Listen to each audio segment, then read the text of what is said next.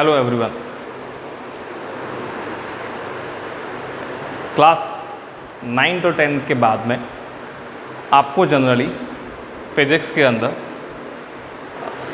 Mechanics मतलब वो जो आपने 9-10 क्लास में पढ़ा, जैसे कि equation of motion, laws of motion, gravitation, इसमें आपको पूरा का पूरा क्लास 11th में फेस करना पड़ता है, जो कि आगे आपके नीट के syllabus, JEE mains and advance के सिलेबस, एमएसटीटी के सिलेबस और दूसरे जितने भी एग्ज़ाम हैं एनडीए वगैरह के सिलेबस में आपको ज़रूर मिलेगा।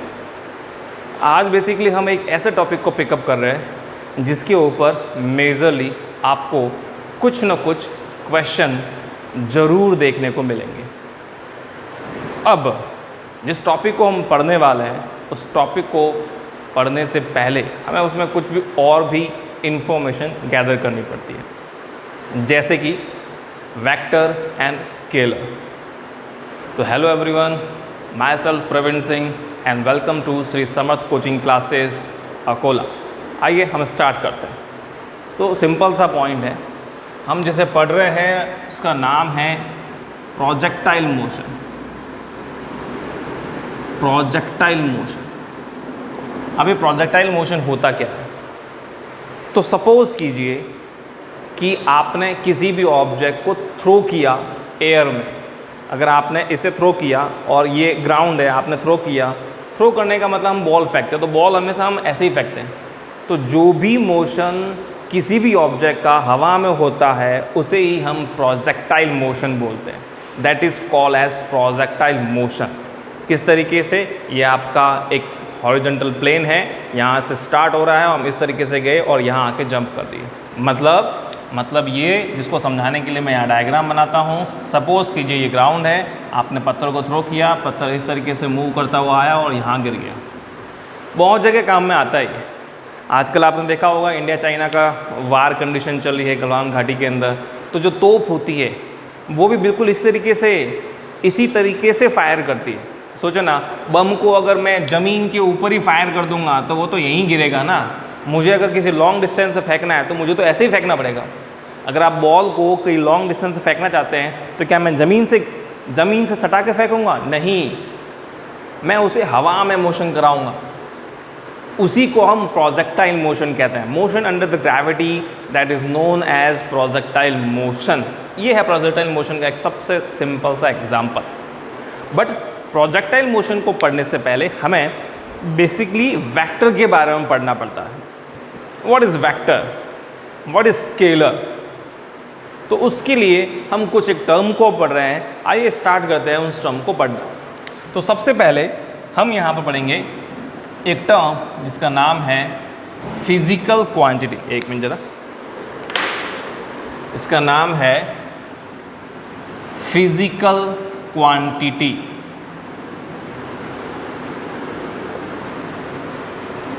Physical quantity. What is physical quantity? Physical quantity क्या होती है? तो ऐसी कोई भी क्वांटिटी जिसे मैं काउंट कर सकूं, मेज़र कर सकूं, उसी को हम फिजिकल क्वांटिटी बोलते हैं।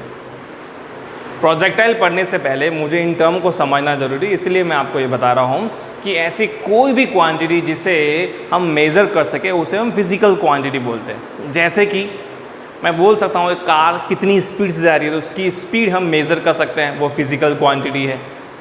इस मार्कर की लेंथ कितनी है उसे हम मेज़र कर सकते हैं, वो एक फिजिकल क्वांटिटी है। और इस मार्कर का मास कितना है उसे हम मेज़र कर सकते हैं, वो एक फिजिकल क्वांटिटी है।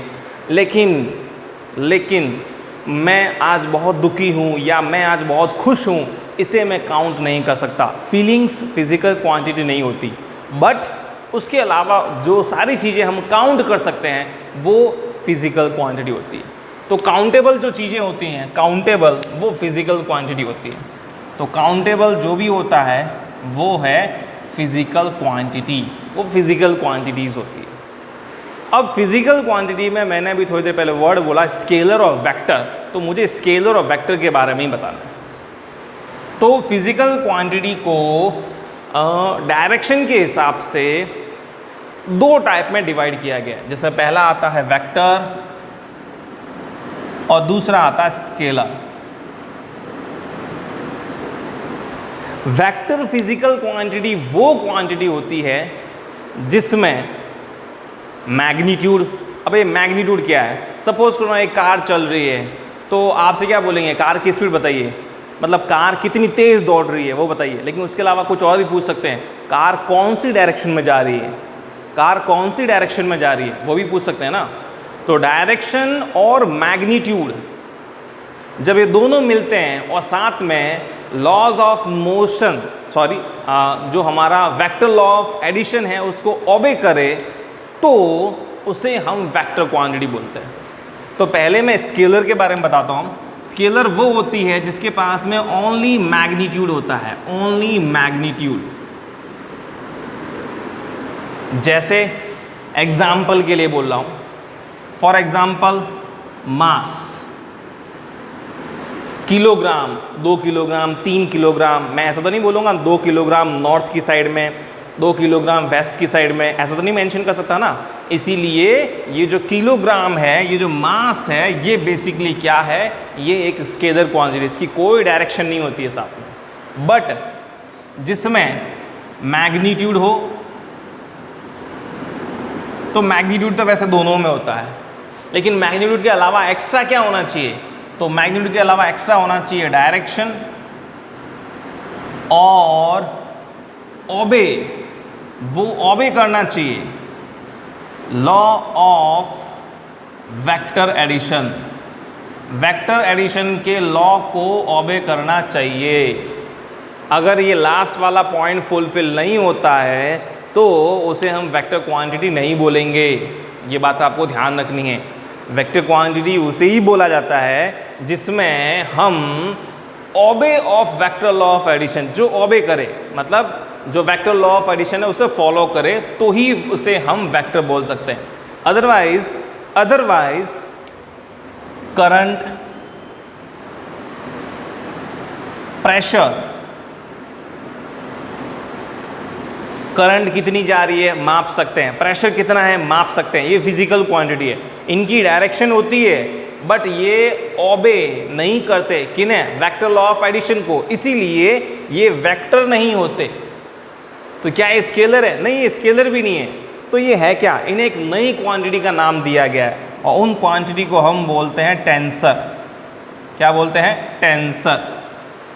मतलब जिसके पास मैग्नीट्यूड भी है, जिसके पास डायरेक्शन भी है, बट जो लॉ ऑफ वेक्टर एडिशन को ओबे नहीं करे, उसे हम टेंसर फिजिकल क्वांटिटी बोलते हैं। बट सोचो, अगर ऑप्शन में आपके पास केवल 2 ही ऑप्शन अवेलेबल हो कि वेक्टर या स्केलर, तो फिर हम इन्हें स्केलर चूज़ करेंगे, और अगर तीनों ऑप्शन अवेलेबल है तो हम इन्हें टेंसर चूज़ करेंगे। ये भी आपको ध्यान रखना है।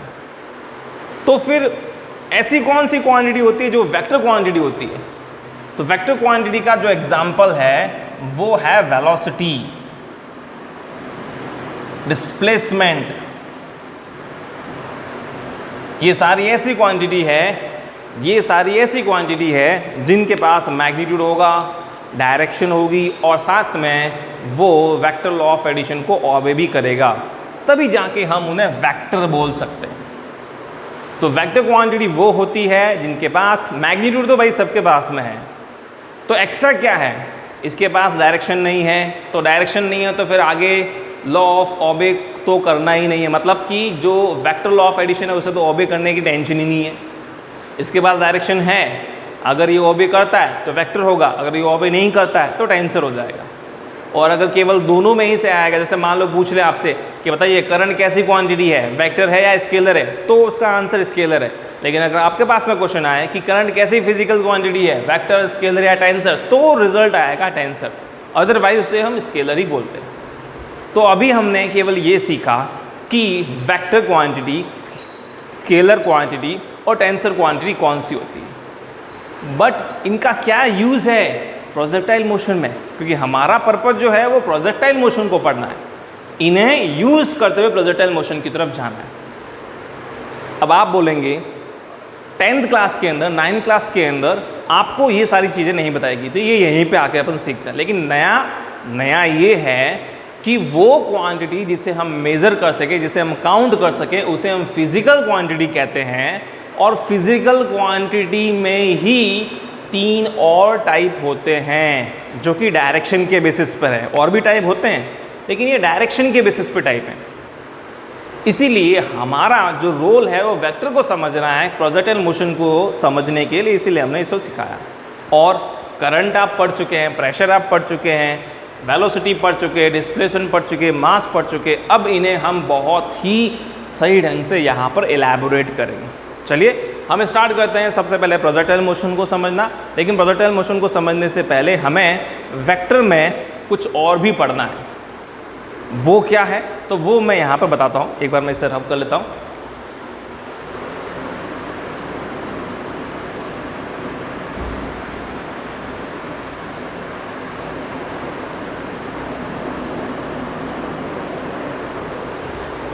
दैट इज है क्या वो समझिए। देखो वेक्टर जो होता है ना उसे हम रिप्रेजेंट करते हैं वेक्टर को। अब यही सबसे ज़रूरी चीज़ है, देखिएगा ध्यान से। वेक्टर, कोई सा भी वेक्टर जो होता है, सपोज करो कि we have a X Y axis and इस एक्स वाई एक्सिस में आपको किसी वेक्टर को रिप्रेजेंट करना है। सपोज करो वेलोसिटी को रिप्रेजेंट करना है, तो वेलोसिटी को रिप्रेजेंट करने के लिए हम इसे एक लाइन से रिप्रेजेंट करेंगे इस तरीके से। जितनी लंबी लाइन होगी इसका मतलब ये हुआ कि उसका मैग्नीट्यूड उतना ही ज़्यादा होगा, मतलब वेलोसिटी उतनी ही ज़्यादा। तो वेलोसिटी ज़्यादा का मतलब मैग्नीट्यूड ज़्यादा। कैसे? बहुत तेज़ दौड़ रही है, 80 kilometre per hour, 100 kilometre per hour और लंबा, 120 किलोमीटर पर आवर और लंबा। तो लेंथ जो है वो वेक्टर के मैग्नीट्यूड को रिप्रेजेंट करता है और उस पे लगा हुआ एरो उसकी डायरेक्शन को रिप्रेजेंट करता है। तो ये जो वेक्टर है, अब ये एग्जाम्पल के लिए वेलोसिटी हो सकता है, एग्जाम्पल के लिए डिस्प्लेसमेंट हो सकता है। तो ये जो वेक्टर है, ये वेक्टर एक्स एक्सिस से सपोज करो थीटा एंगल बनाते हुए इस डायरेक्शन में जा रहा है। मतलब किसी कार की वेलोसिटी जो है ना वो थीटा एंगल बनाते हुए इस डायरेक्शन में जा रही है, तो कार जो है वो इस डायरेक्शन में मूव करे, तो ये कार की वेलोसिटी। क्लियर हुआ? वेक्टर क्वांटिटी को रिप्रेजेंट करने के लिए उसके सिंबल के ऊपर एरो लगा देते हैं, जिससे समझ में आता है कि वो एक वेक्टर क्वांटिटी है। जिससे क्या समझ में आता है कि वो एक वेक्टर क्वांटिटी है। और इसी के साथ में अगर मुझे अब इस वेलोसिटी को 2 पार्ट में डिवाइड करना है, रिजॉल्व करना है, डिवाइड करना है, और वो दो पार्ट कौन से तो कौन सी वो 2 डायरेक्शन जिसे मुझे रिजॉल्व करना है? X axis and Y axis. मेरा इंटरेस्ट है कि इस कार की जो वेलोसिटी है ना वो मैं एक्स एक्सिस मतलब हॉरिजॉन्टल और वाई एक्सिस मतलब वर्टिकल डायरेक्शन में रिजॉल्व कर दूँ। ये मेरा इंटरेस्ट है। तो देखो मैंने कहा था जितनी लंबी लेंथ होगी वो उसके मैग्नीट्यूड को रिप्रेजेंट करेगा। तो सपोज कर देते कि इसका मैग्नीट्यूड कितना है, v मैग्नीट्यूड, और इस पॉइंट को मैं यहाँ से मिलाऊंगा। तो ये जो लेंथ दिखती है जो y एक्सिस पे आता है, इसका मतलब ये रिप्रेजेंट करता है इसका y कंपोनेंट कितना है, y एक्सिस के अलॉन्ग इसका मैग्नीट्यूड कितना है। और ये यहाँ से लेके यहाँ तक ये जो रिप्रेजेंट करता है, ये रिप्रेजेंट करता है कि इसका x कंपोनेंट कितना है, x एक्सिस के अलॉन्ग ये कितना मैग्नीट्यूड रखता है। तो ये x कंपोनेंट को रिप्रेजेंट करेगा, ये y कंपोनेंट को रिप्रेजेंट करेगा। और अगर मैं ऊपर एरो लगा दूं तो ये y डायरेक्शन और ये x डायरेक्शन को रिप्रेजेंट करेगा। तो हाँ, हम इसे 2 पार्ट में डिवाइड कर सकते हैं। कैसे? अब केयरफुली ऑब्जर्व करना। आप देख रहे हो कि सपोज करो कि यहाँ से लेके यहाँ तक v है, ये थीटा है, तो सामने वाला ये क्या हुआ, परपेंडिकुलर। तो परपेंडिकुलर कैसे निकाल सकते हैं? कॉस थीटा और साइन थीटा का यूज़ कर सकते हैं। तो मैं यहाँ लिखता हूँ cos theta is equal to perpendicular by क्या, यही होता है ना? No, it is base by hypotenuse and sine theta is equal to perpendicular by hypotenuse. तो अगर मुझे परपेंडिकुलर चाहिए तो हाइपोटेनस को साइन थीटा से मल्टीप्लाई करूं, और अगर मुझे बेस चाहिए तो कॉस थीटा को हाइपोटेनियस से मल्टीप्लाई कर लूं। हाइपोटेनस कितना है? v है, तो बताओ परपेंडिकुलर कितना होगा? तो परपेंडिकुलर के लिए v और मल्टीप्लाई करेंगे किससे? साइन थीटा से। तो परपेंडिकुलर कितना आ जाएगा? v sine theta. बताइए बेस कितना है? तो base is equal to hypotenuse into cos theta. तो हाइपोटेनस कितना? v। तो हमको मिलेगा base vx is equal to v cos theta. It means हमने इसे दो पार्ट में डिवाइड कर दिया। तो जो भी वेक्टर x एक्सिस के अलॉन्ग है उसका मैग्नीट्यूड है v cos थीटा, और जो वेक्टर y एक्सिस के अलॉन्ग है उसका मैग्नीट्यूड है v sin थीटा। तो इट इज कॉल्ड रिजोल्यूशन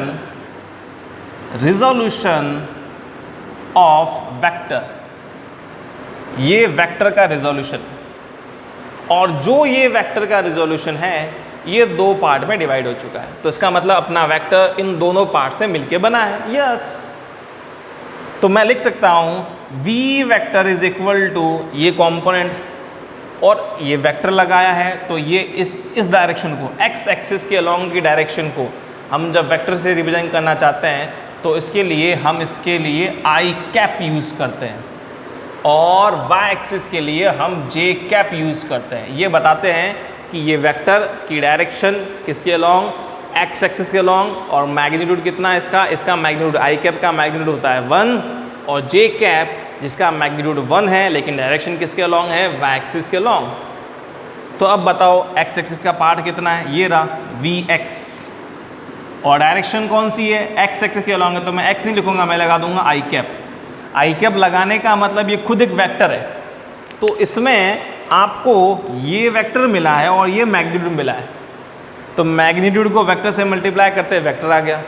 लेकिन ये वेक्टर केवल इससे मिलके नहीं बना, ये भी तो है साथ में, इसीलिए हमने यहाँ पर मेंशन कर दिया प्लस। और क्या आएगा प्लस के साथ में? तो प्लस के साथ में आएगा वी वाई फिर जे कैप। इट मीन्स हमने इसे दो पार्ट में डिवाइड कर लिया है। ये आई कैप एक्स एक्सिस के along vector, unit vector, magnitude इसका 1 है, मैग्नीट्यूड 1 है इसलिए वी एक्स से सीधा मल्टीप्लाई करते हैं, मैग्नीट्यूड वी एक्स हो गया।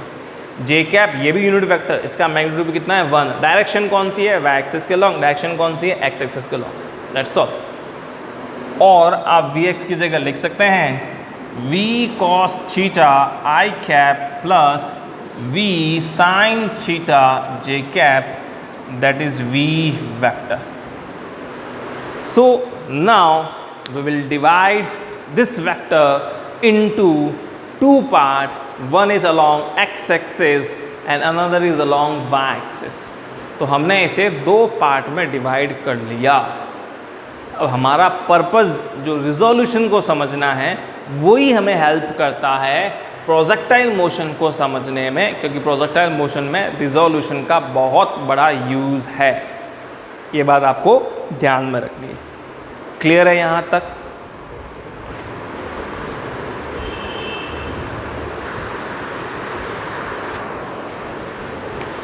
अब हुआ ये कि हमें यहाँ पर ये बात तो समझ में आ गई कि प्रोजेक्टाइल मोशन में वेक्टर का क्या यूज़ है। अब देखते हैं कि प्रोजेक्टाइल मोशन में किस तरीके से हम इस वेक्टर को यूज़ करने वाले हैं। तो स्टार्टिंग में हम एक्स वाई एक्सिस ले लेते हैं।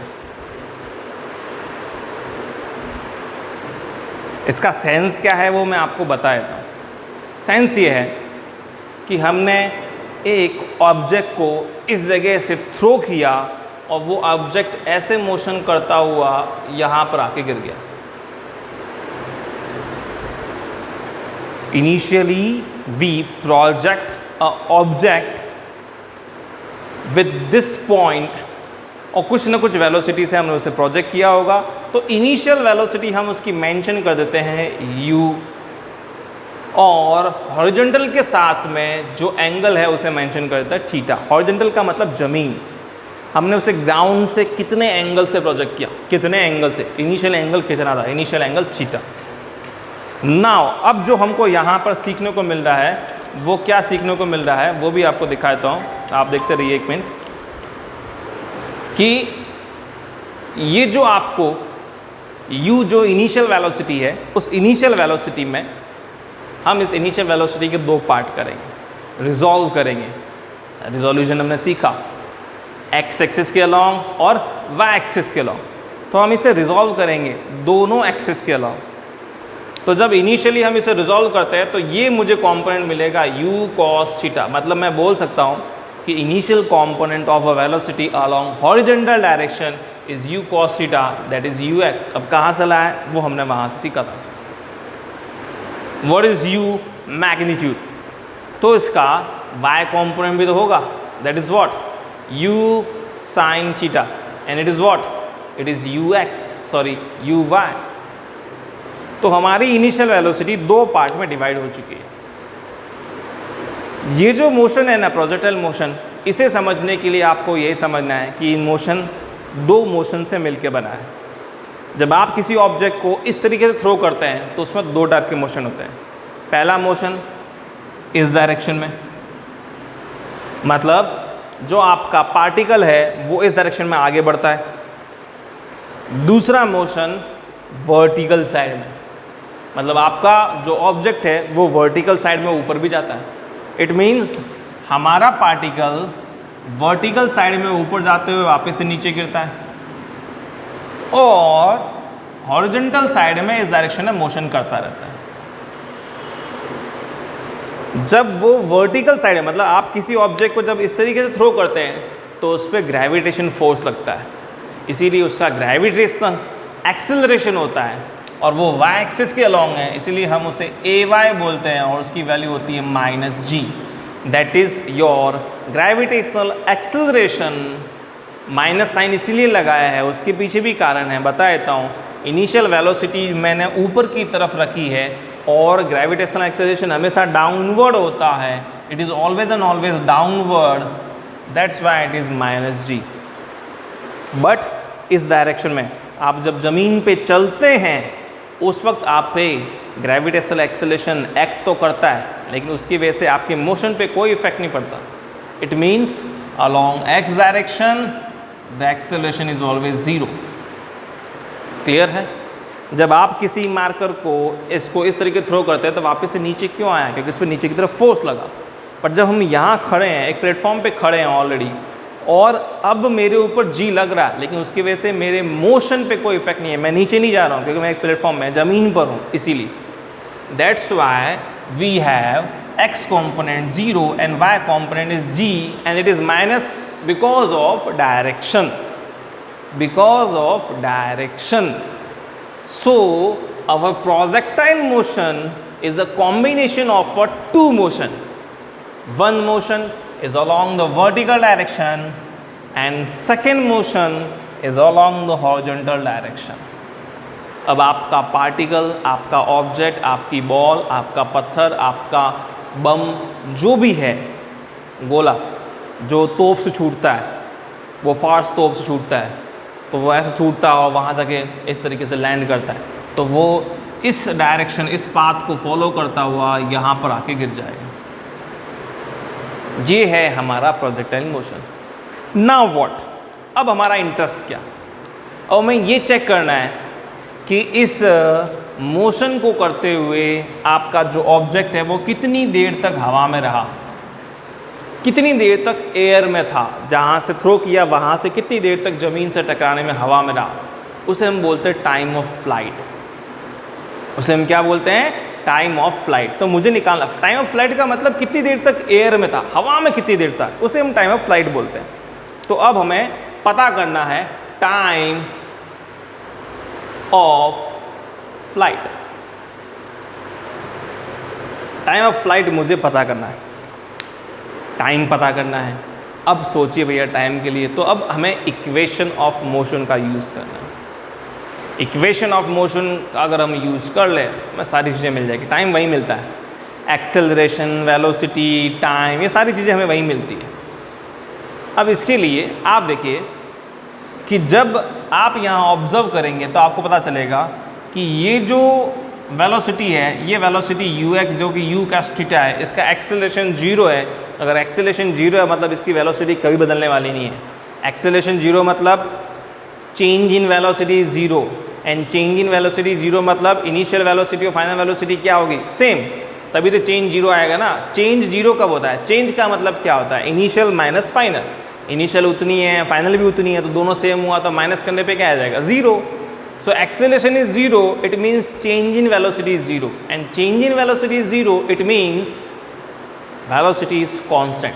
तो आपकी ये वेलोसिटी इस डायरेक्शन में ऑलवेज उतनी की उतनी रहती है हर जगह पे, ईच एंड एवरी पॉइंट पे। सपोज करो मुझे इस जगह पे पता करना है, तो इसका कॉम्पोनेंट की वैल्यू वो की वो रहेगी, उसका नाम दे दूंगा मैं भले Vx, लेकिन Vx की वैल्यू Ux के बराबर ही रहेगी।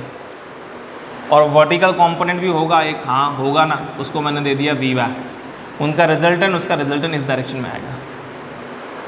जब हम टॉप पे पहुंचेंगे तो आप सभी लोग जानते हैं, जब आप किसी ऑब्जेक्ट को थ्रो करते हैं तो जब वो टॉप पे जाता है, टॉप पे, उसके बाद उसकी वेलोसिटी जीरो हो जाती है। अगर जीरो नहीं होती तो और ऊपर जाता ना, इसीलिए वहाँ वेलोसिटी जीरो। तो वेलोसिटी जीरो होते ही अब उससे ऊपर नहीं जाने वाला। इट मीन्स इस टॉप वाले पॉइंट पे वर्टिकल वेलोसिटी जीरो जाती है, V Y component is zero at that point. So इस जगह पे केवल एक ही वेलोसिटी होती है और वो होती है horizontal velocity, and that is Vx is equal to Ux, मतलब उतनी की उतनी, कितनी? U cos theta. जितनी इनिशियल वेलोसिटी का x कॉम्पोनेंट था वो का वो इस जगह पे x कॉम्पोनेंट रहेगा, वो बदलने वाला ही नहीं है। क्यों नहीं बदल रहा? अरे एक्सीलरेशन ही जीरो है तो क्यों बदलेगा? वर्टिकल कंपोनेंट बदलेगा। तो वर्टिकल कंपोनेंट कितना है? जीरो है ना, बस तो बदल रहा है ना, वो बार बार चेंज हो रहा है, लेकिन हॉरिजॉन्टल कंपोनेंट चेंज नहीं हो रहा। अब हमें टाइम ऑफ फ्लाइट चाहिए, तो इस जगह पे फाइनल वेलोसिटी जीरो है, तो क्यों ना मैं यहाँ से लेके वहाँ तक पहुँचने वाला टाइम निकाल दूँ। यहाँ से लेके वहाँ तक पहुँचने वाला टाइम जितना होगा उतना का उतना इस पॉइंट से लेके अर्थ तक पहुँचने का टाइम होगा। मतलब अगर यहाँ से लेके यहाँ तक, it means point of projection से लेके मैक्सिमम हाइट तक जाने वाला जो टाइम है वो निकाल दूँ, उसका डबल कर दूँ, तो मुझे टाइम ऑफ फ्लाइट मिल जाएगा। तो अब वो टाइम निकालने का क्या तरीका है? Equation of motion. मैं फर्स्ट इक्वेशन ऑफ मोशन लिख रहा हूँ, आप एक बार देखेंगे, v is equal to U plus AT, ये फॉर्मूला होता है। मुझे y डायरेक्शन में इंटरेस्ट है, क्योंकि y डायरेक्शन में ही एक्सेलरेशन है, x डायरेक्शन में तो एक्सेलरेशन वैसे ही जीरो है, तो उसमें तो कहाँ है, ये जीरो होगा तो t भी खत्म हो जाएगा ना, इसीलिए y डायरेक्शन का ही चाहिए। तो यहाँ मैं लिखूँगा Vy Uy Ay। बताइए फाइनल वेलोसिटी इस जगह पे कितनी है? Zero, so it is zero. बताइए इनिशियल वेलोसिटी इस जगह पे कितनी है? इनिशियल वेलोसिटी मतलब यहाँ ना कितनी है? u sin theta. बताइए Ay की वैल्यू कितनी है? -g। Time, time t, time तो टाइम t है, तो t की वैल्यू मिलेगी u sin थीटा, इसको उधर भेज दिया, फिर g को नीचे डिवाइड में भेज दिया, बाय g। एंड ये time initial point of projection से मैक्सिमम हाइट तक जाने का टाइम, तो आगे तक भी उतना का उतना ही टाइम लगेगा। तो ये और ये ऐड कर दो या फिर डबल कर दो ना, तो time of flight capital T is equal to twice u sin theta by g। It is called time of flight. ये है हमारा टाइम ऑफ फ्लाइट। आज हमने प्रोजेक्टाइल मोशन सीखा, और प्रोजेक्टाइल मोशन में हमने बेसिकली वेक्टर को यूज़ करते हुए टाइम ऑफ फ्लाइट को पता किया। क्लियर है? नेक्स्ट में हम कुछ और भी डिस्कस करेंगे। Okay, thank you.